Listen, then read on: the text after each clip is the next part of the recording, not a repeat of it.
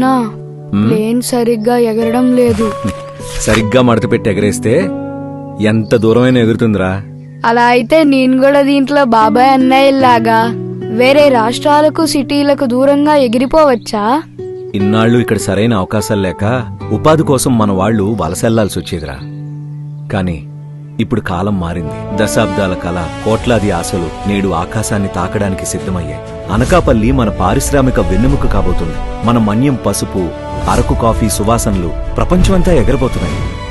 Araku, Arasavalli పర్యాటకంతో global map పై సగర్వంగా నిలవబోతుంది. కొన్ని వేల ఉద్యోగాలతో శ్రీకాకుళం ప్రపంచ పటంలో నిలవబోతుంది. ఉత్తరాంధ్ర సుజల స్రవంతితో 63 టీఎంసీల నీళ్లు, 8 లక్షల ఎకరాల పొలాలు పచ్చగా కళకళ్లాడబోతున్నాయి. ఏవియేషన్ హబ్, డేటా సెంటర్లతో విజయనగరంలోనే మన భవిష్యత్తు రూపుదిద్దుకుంటుంది. మన విశాఖలోనే పెద్ద పెద్ద ఐటీ గ్లోబల్ కంపెనీలు వస్తున్నాయి. మన వాళ్లకు మన సొంత ఊర్లోనే ఉద్యోగం రాబోతుంది. అల్లూరి సీతారామరాజు ఎయిర్పోర్ట్ ను ఈ ఆగస్టు 1న మన ప్రధానమంత్రి నరేంద్ర మోదీ గారు ప్రారంభిస్తున్నారు. ఇక ఉత్తరాంధ్రలో వలసలుండవు. ఇప్పుడు చెప్పు, దీంట్లో ఎగురుతావా? ఏం చేస్తున్నావురా? దూరంగా ఉన్న మన వాళ్ళందరినీ వెనక్కి తీసుకురావడానికి పంపిస్తున్నాను నాన్న.